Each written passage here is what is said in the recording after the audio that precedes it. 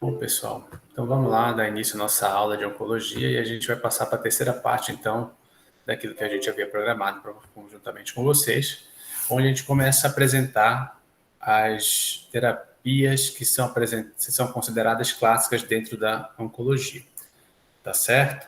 E hoje a gente vai falar sobre cirurgia oncológica, tá bom?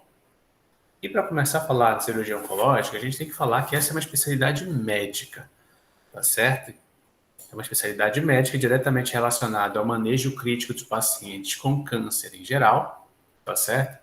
Constituindo-se de uma das principais medidas terapêuticas para os tumores sólidos, tá? Por conta da...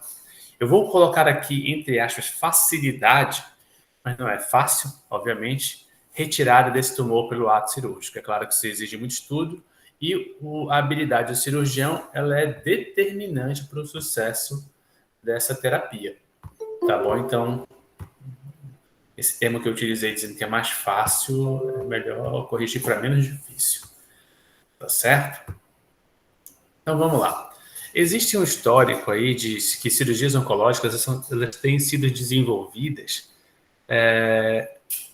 diante de Cristo. Para ser mais exato, o primeiro manuscrito falando sobre cirurgia oncológica em si, tá certo? Ele vem lá naquele manuscrito de Edwin Chilwell Smith, tá certo?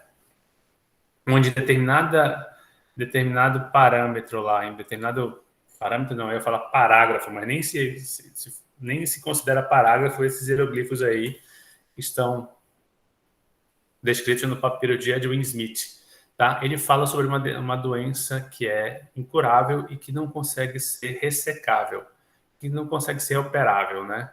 Ele está se referindo exatamente ao tipo de câncer. Então, essa seria a primeira registro histórico que a gente tem desse procedimento terapêutico, tá certo? Bom, depois desse primeiro registro histórico, certo? A gente tem uma série de outros registros históricos que eu confesso para vocês que eu não vou ficar me atendo muito, não. Mas sempre levando em consideração algum tipo de... esses registros históricos foram mostrando e foram documentados como...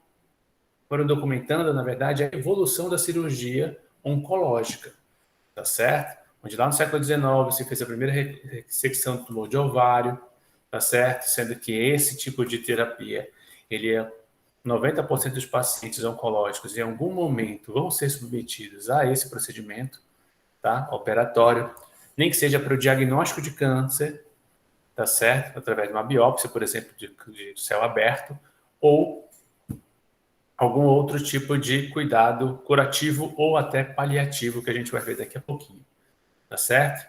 Então, todos esses fatores históricos aí contribuíram como a introdução da anestesia geral, os princípios de antisepsia, os princípios da ressecção em bloco, que é a retirada de órgão inteiro ou de conjunto de órgãos onde podem estar presentes possíveis células ou possíveis sítios metastáticos, por exemplo. Isso tudo foi sendo desenvolvido para chegar na cirurgia que a gente tem, a cirurgia oncológica que a gente tem hoje, tá certo? E a gente precisa entender, tá certo, que existem alguns princípios básicos ou conceitos básicos que são adotados na cirurgia oncológica. E dentre eles eu ressalto aqui dois: o princípio da operabilidade e o princípio da ressecabilidade.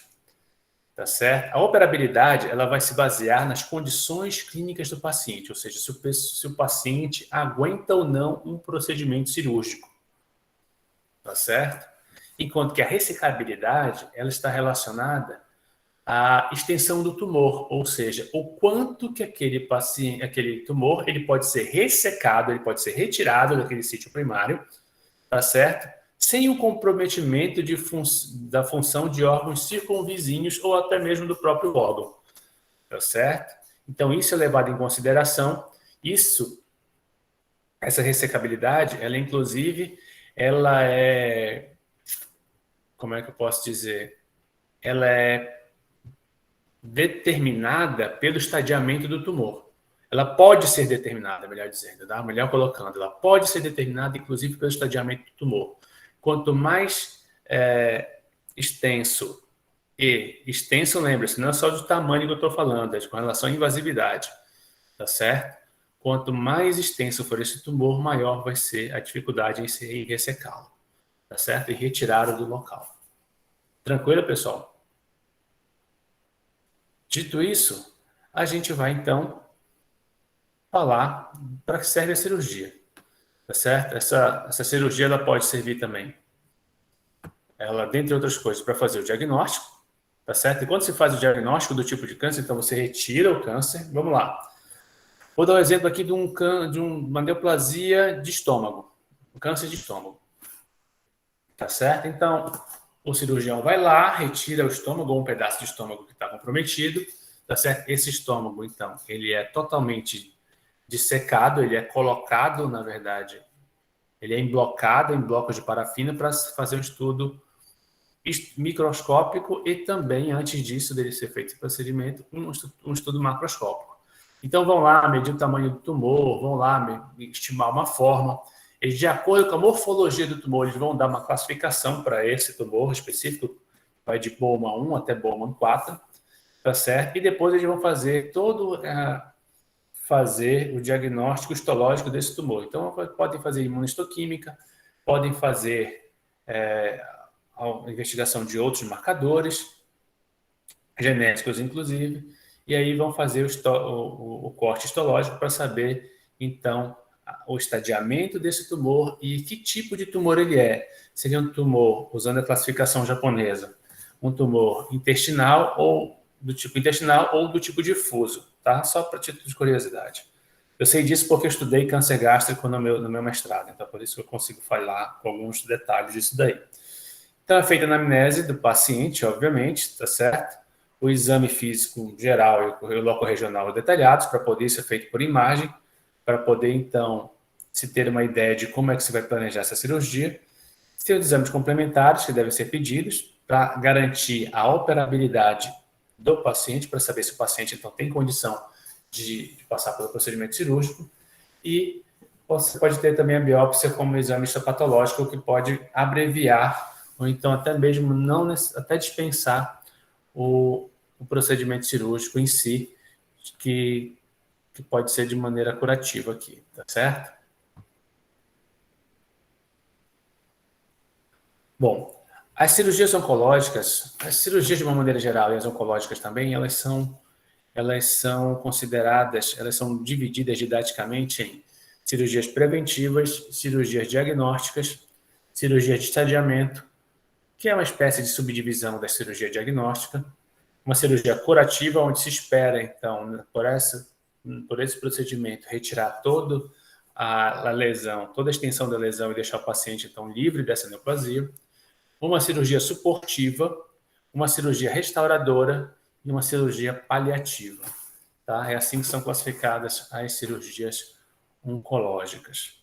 Tá? E cada um tem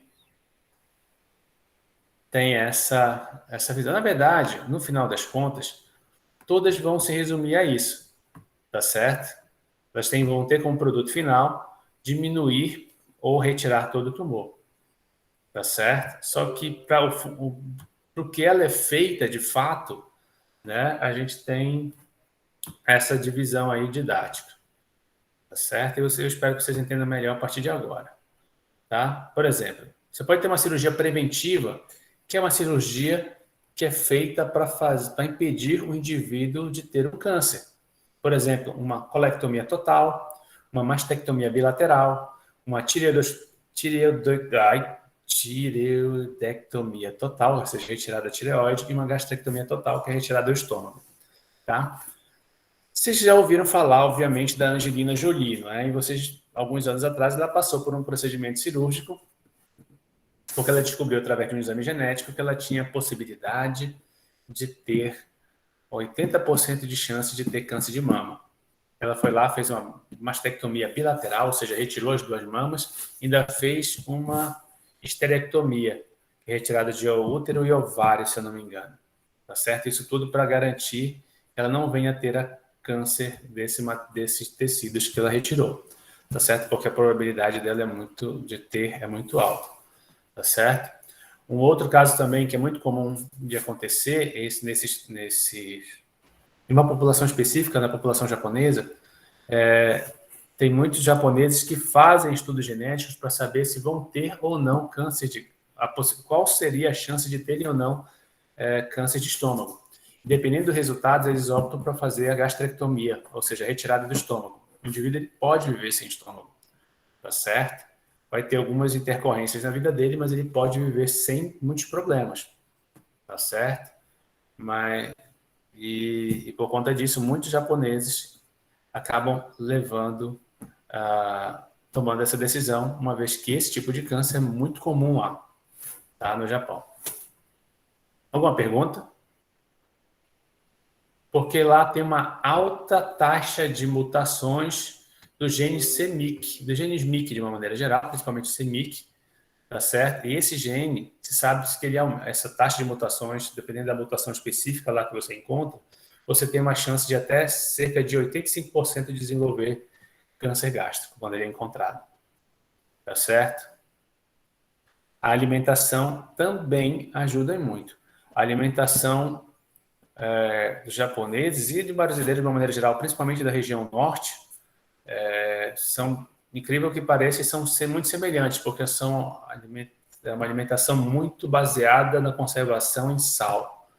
E com isso você tem uma alta exposição de nitratos, tá certo? Que acabam sendo reduzidos no estômago a nitritos. E esses nitritos são extremamente danosos para a mucosa estomacal. Ele encontrando, por exemplo, a Helicobacter pylori, que é uma bactéria que está associada à formação de câncer, tá certo? A de neoplasia do estômago, você tem um potencial muito grande de desenvolver essa neoplasia. Tentando imaginar a vida após uma cirurgia dessa. Dependendo do tipo do estágio que aconteceu a cirurgia, você tem uma sobrevida de aproximadamente 5 anos, mas existem pessoas que, quando diagnosticadas mais cedo, acabam tendo uma expectativa de vida, uma sobrevida bem superior a essa, tá bom? Mas é bem complicado mesmo. Mais alguma dúvida?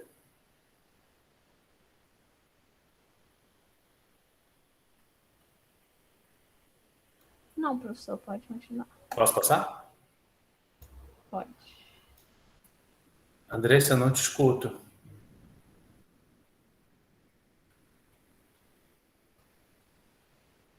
A alimentação, ela é praticamente normal, Jantra, tá? Só que aí ele vai ter uma restrição alimentar para determinados tipos de macronutrientes e vai ter que ter uma suplementação proteica muito grande, uma vez que a, que a mucosa gástrica ela é responsável pela absorção, pela digestão, principalmente de proteínas, tá certo? Então tem que ter um acompanhamento nutricional aí bem rígido para viver melhor possível, tá certo? Aí você pode ligar diretamente o esôfago ao intestino, tá certo? Tecnicamente isso é possível e pode se viver assim, beleza? Então vou passando. Bom, você pode ter uma cirurgia diagnóstica, que é justamente essa cirurgia biópsia, né, que a gente vai exatamente utilizar para saber que tipo de tumor a gente tem, dada a constituição das células daquele tumor, tá certo? E aí com isso a gente vai ter uma ideia da hipótese clínica, tá? E saber, a partir de então, quais são a disponibilidade dos métodos que a gente pode obter para utilizar, na verdade, para fazer essa cirurgia, quer dizer, o médico fazer essa cirurgia. E também você, dependendo do tamanho do tumor, se for um tumor muito pequeno, você pode remover fragmentos desse tumor, nessa biópsia, tá certo? Essa cirurgia diagnóstica, ou ainda, dependendo, você pode, do tamanho, fazer a remoção de todo o tumor. Esse tipo de cirurgia é muito comum de ser feita na investigação de pólipos nasais e de pólipos no esôfago, tá certo? E no estômago também, tá bom? Durante a endoscopia, o médico consegue tirar também, tá certo? E nós temos uma microcirurgia, tá? Que ela é considerada diagnóstica, que é a punção aspirativa por agulha fina, que a gente chama de PAF, tá certo? Nessa punção aspirativa por agulha fina, tá certo? O biomédico, o biomédico pode fazer PAF, tá? já biópsia não pode, tá bom? O PAF, a diferença dele é porque você vai sugar líquido das lesões e a partir das células presentes nesses líquidos, você pode inferir um diagnóstico de sugestivo de malignidade ou não, tá certo? Dependendo do que aparecer aqui. Então, nessa punção aspirativa por agulha fina, você vai retirar, então, líquido dessas lesões e, através das características dessas células, aquelas características das células neoplásicas que a gente conversou lá no início da disciplina, a gente vai tentar observar isso na lâmina, fazer a coloração adequada para saber se apresentam sinais de malignidade, tá certo? Ou então, a cirurgia diagnóstica também, chamada de biópsia por agulha grossa, ou punção por agulha grossa, ou trucute, tá? Onde essa agulha, ela vai, então, perfurar a lesão, e além de tirar um fragmento da lesão, ela vai tirar um fragmento do tecido onde essa lesão está inserida, justamente para tentar inferir também o TNM dessa lesão, tá certo? E ter um tipo de um diagnóstico um pouquinho mais preciso, tá certo? Um pouquinho mais assertivo. Geralmente, a páfina é feita com anestesia, tá? Mas o trucute ela é feita com anestesia, geralmente. Eu já vi, eu tive a infelicidade de ver esses dois procedimentos, né? E esse aqui é muito mais agressivo, é um negócio mesmo realmente bem agressivo, e eu confesso que do que eu vi de uma criança, o cara tá fazendo biópsia da crista ilíaca para saber qual era o tipo de leucemia que a criança tinha, tá certo? E a criança acordou no meio do procedimento. Putz, foi horrível, cara. A criança não estava sedada direito e a mulher fazendo lá uma força, porque é uma coisa brutal, tá bom? Para poder tirar esse pedaço de osso aí. Então, vamos lá. Nós temos a biópsia excisional, tá certo? Onde vai ser retirado um pedacinho, então, dessa lesão, e aí é estudada, ou dependendo do tamanho dessa lesão, você pode fazer uma biópsia excisional, que é retirar toda a lesão, e aí, nesse diagnóstico, nesse procedimento que era para ser diagnóstico, você acaba tendo, teoricamente, um procedimento curativo. Tá certo? Bom, a gente vai fazer, pode também ser feita uma cirurgia para estadiamento. Não é que é feita uma cirurgia para estadiamento, tá? Só, gente. É feito o procedimento cirúrgico e aí, durante esse procedimento cirúrgico, você vai fazer também o estadiamento dessa doença. Isso pode ser feito, inclusive, via biópsia, como a gente acabou de falar. Então, ele vai determinar a extensão da lesão, tá certo? E a partir daí, vai se auxiliar o planejamento do tratamento. Que ele pode ser, por exemplo, uma mediastinoscopia, que é a abertura aqui pelo mediastino, por exemplo, uma laparotomia ou uma laparoscopia, quando você faz esse procedimento cirúrgico para retirar esses fragmentos tumorais, por meio de aparelhos dotados de câmeras, e é bem menos invasivo, tá? Não precisa ser o que a gente chama de cirurgia a céu aberto, ou seja, você precisa abrir de fato o paciente, tá certo? Isso é muito interessante também, em alguns casos. Tá? A gente tem a cirurgia curativa, que é o que é pensado primeiramente a cirurgia, onde você faz uma excisão local adequada, tá? Para fazer a ressecção completa e marginal desse tumor. Pensando aqui no tumor mamário, no tumor de mama, tá certo? Como vocês podem ver aí a lesão está representada nesse quadrado preto aqui. Então, você faz a ressecção cirúrgica da lesão e toma uma margem de segurança, tá certo? Para que, se células tiverem invadido os tecidos circunvizinhos, elas também saiam nesse procedimento cirúrgico. No caso do câncer de mama, é interessante também fazer a ressecção de linfonodos regionais, aqui da presença da cadeia axial, aqui das axilas. Cadê meu cursor? Tá aqui. Tá certo? Justo porque algumas células neoplásicas podem vir a entre aspas, se esconder nesses linfonodos, e com isso você tem, então, o que a gente chama de procura de linfonodo sentinela, cara vai lá, faz biópsias ou faz essas cirurgias aí e procura daqueles linfonodos, se aqueles linfonodos estão recheados, vamos dizer assim, de células com características neoplásicas, tá certo? Isso é importante, inclusive para depois, para a sobrevida, para estudar a sobrevida e o prognóstico do paciente. Beleza? Temos ainda alguns tipos de ressecção ampliada. Tá? E essas ressecções ampliadas, elas são aquelas que se tem um aumento significativo da margem cirúrgica, que inclusive podem, tá? Evoluir para uma amputação ou desarticulação, dependendo de onde está localizado esse tumor, tá certo? E eles podem ser seguidos de radioterapia e de quimioterapia, tá bom? Essa cirurgia ela pode ter como adjuvantes essas duas outros métodos terapêuticos.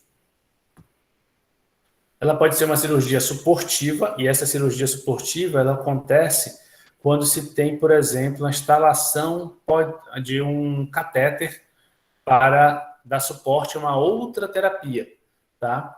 Como, por exemplo, quimioterapia. Eu não sei se vocês viram, não sei se vocês lembram, mas a ex-presidente Dilma, lembrando do caso dela agora, que é um caso famoso, ela foi acometida por um linfoma e ela teve que instalar uma espécie de passagem, não é passagem, é um dispositivo onde a droga ela é injetada diretamente no sítio do tumor, tá certo? Então ele era injetado aqui abaixo da clavícula, mais ou menos, então toda hora que precisava injetar um medicamento, esse medicamento era injetado por meio desse dispositivo, e esse dispositivo fazia uma entrega da droga de uma maneira mais eficiente, tá certo? Semelhante àquelas cânulas que são instaladas em pacientes renais crônicos, tá? O paciente renal crônico ele precisa ser submetido a hemodiálise, tá certo? Várias vezes na semana, e aquilo lá ele não vai, se ele ficou toda hora sendo furado na sua veia para fazer esse procedimento de limpeza do seu sangue pela diálise, ele vai ter uma hora que a veia dele não vai mais existir de tanta agressão. Então, essa agressão ela é feita poucas vezes, ela é instalado esse dispositivo e a cânula ela é instalada debaixo da pele justamente para pegar toda vez essa furada lá. Então, é mais ou menos o que acontece nesse tipo de cirurgia suportiva. Alguma dúvida com relação a isso até agora, pessoal? Estou falando tão rápido. Hoje eu estou em 220. Não, professor. De boa? Então vamos lá. Temos a cirurgia restauradora, que são aquelas cirurgias que devolvem a aparência em função normal.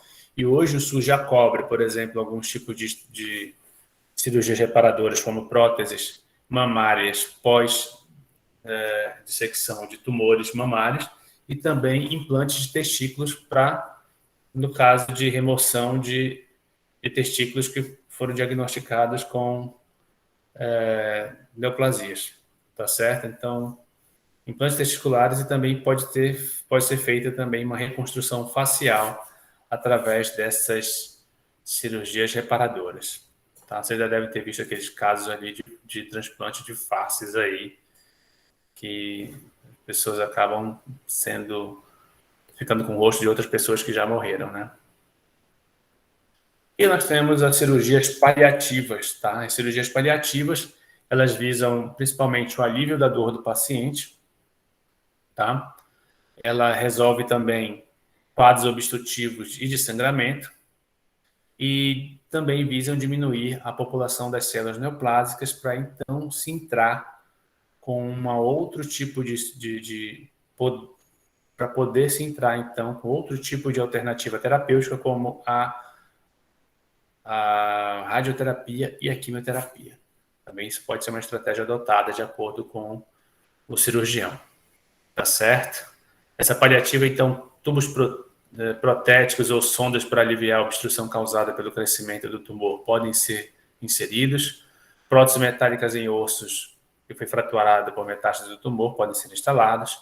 E a traqueostomia, quando o tumor obstruiu o esôfago, para o indivíduo poder respirar melhor ou até se alimentar melhor também. dependendo do tipo de procedimento que foi escolhido. Tá certo? Os cuidados que tem que ser com essa asepsia da cirurgia, né? A proteção das bordas da ferida operatória, que precisam, obviamente, ser limpas.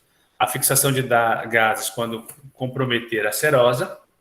A oclusão da luz do órgão acima ou abaixo do tumor, ou seja, você precisa literalmente dar uma grampeada nesse órgão, tanto acima quanto abaixo da onde vai acontecer a cirurgia, justamente para não ter um extravasamento, tá, de células, deslocamento de células neoplásicas no órgão e atingir órgãos vizinhos por conta do choque mecânico que essa peça, que esse tumor vai acabar sofrendo durante o procedimento.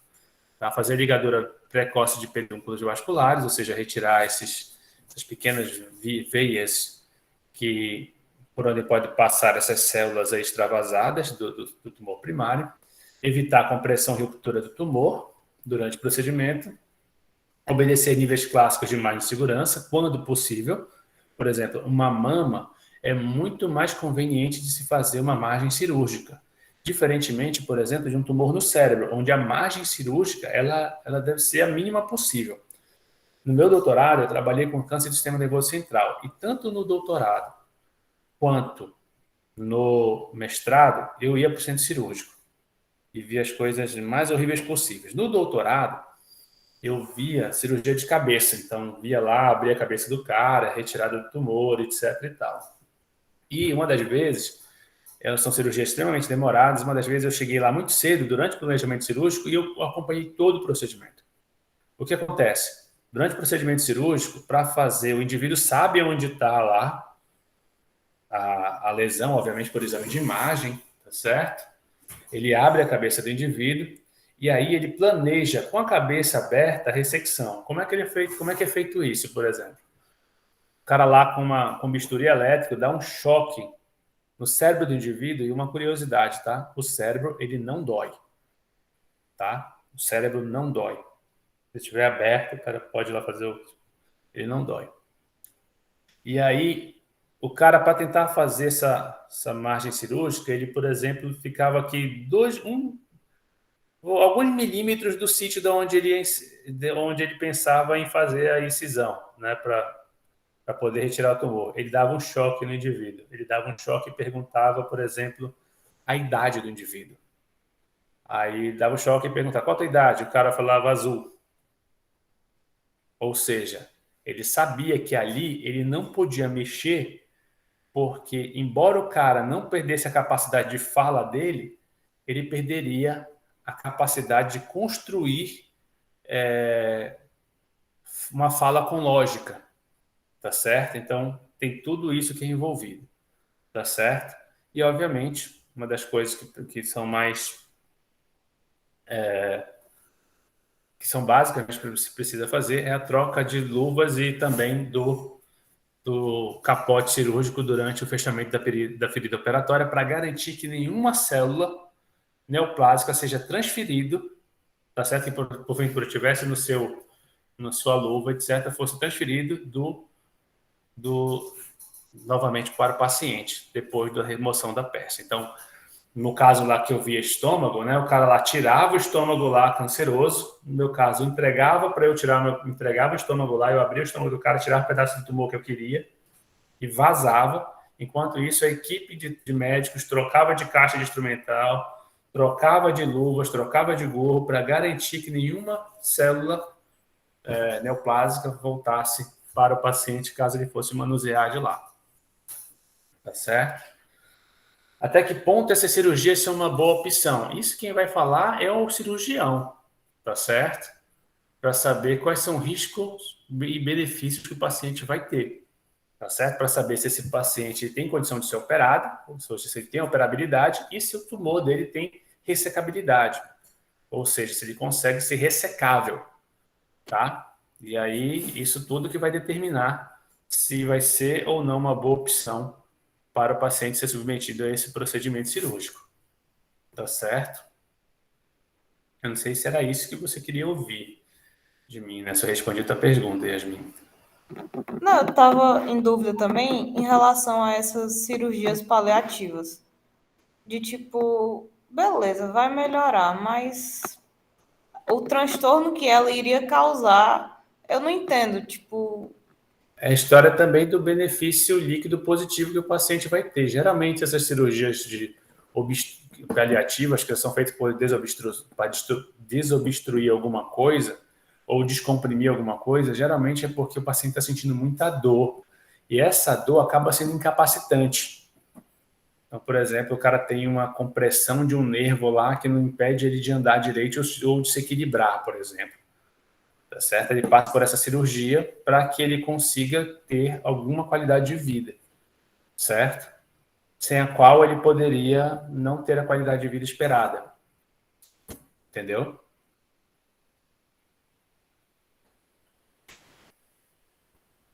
Tá claro? E aqui, pessoal, já que a gente está aqui no outubro rosa, né? A gente está aqui para chamar a atenção de vocês e para chamar a atenção de vocês, eu coloco essa foto aí de mamografia de um homem de 52 anos, tá? Com tumor de mama retroaureolar, ou seja, por trás da sua auréola, tá certo? Essa daí seria a imagem para chocar vocês. E eu vendo essa imagem, eu lembrei de um filme que eu vi há um tempo atrás, tá? Que eu vou recomendar para vocês aqui. Tá? Eu até baixei aqui o trailer do filme. Baixei não, né? Eu vou apresentar aqui, vou pedir licença para tirar aqui a coisa, tá, pessoal? Para tirar aqui a apresentação. Tudo bem? Tudo. Beleza.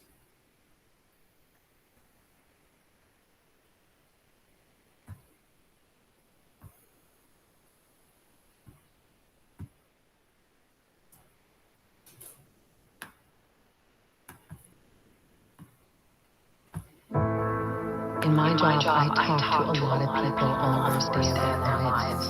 And anyone who tells you that 2 months aren't going to be a bitch is lying. But there are better days ahead. You're standing in the wake of devastation. Are you waiting for someone? You were waiting on the edge of the unknown. With the cataclysm raining down, I want you to suck a bitch on my baby's body. you were possibly I need you to talk to me. I have breast cancer, Dad.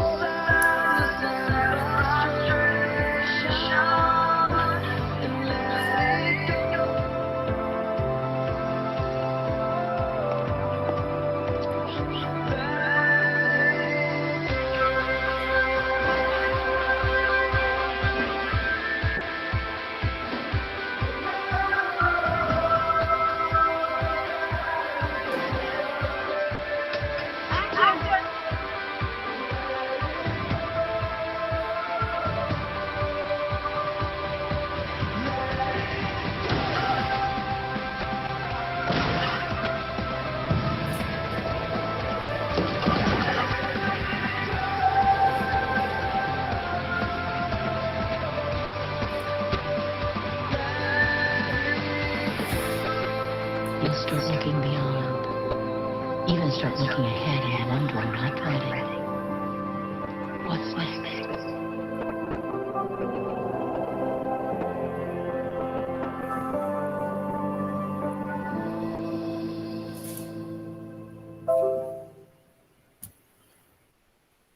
Gente, eu vi esse filme aí, eu vi esse filme há um tempão atrás, antes mesmo de... Não, eu já dava aula de oncologia, então um filme bem legal, bem instrutivo, tá certo? Principalmente com relação ao câncer de mama. Aquele cara, tá dando spoiler ali no filme que você já deve ter entendido, mas aquele cara está no consultório ginecológico porque ele foi um dos caras lá que foi diagnosticado com câncer de mama, tá certo? Então, só interromper a gravação aqui. Fica a recomendação para vocês aí. Há um tempo atrás, esse filme estava na Amazon Prime, eu não sei se ainda está, mas eu sei que se vocês quiserem ver, vocês vão dar um jeito de ver aí, que são mais espertos do que eu e sabem onde procurar melhor do que eu. Tá certo? Pessoal, alguma dúvida com relação a esse assunto? Alguma outra dúvida, curiosidade, pergunta que vocês queiram fazer?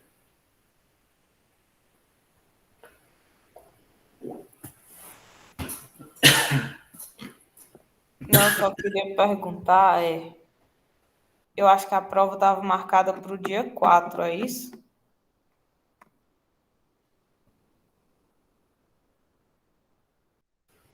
Desculpa, eu tossi aqui, não te escutei muito bem. A prova, essa terceira prova estava marcada para o dia 4, é? Sim, ó. E no dia 2 vai ter aula ou vai ser feriado? Dia 2 é feriado. Dia dos Mortos. Ah, show.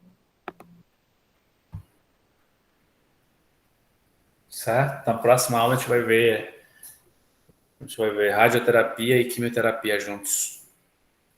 São assuntos rápidos e aí já era. Tchau. Beleza? Sei que vocês estão aí muito atarefados com tudo que está acontecendo aí.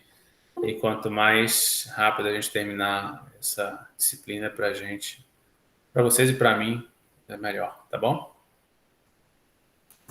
Quero judiar da saúde mental de vocês, não. Sei que tá Beleza. difícil. Tranquilos? Na hora, professor.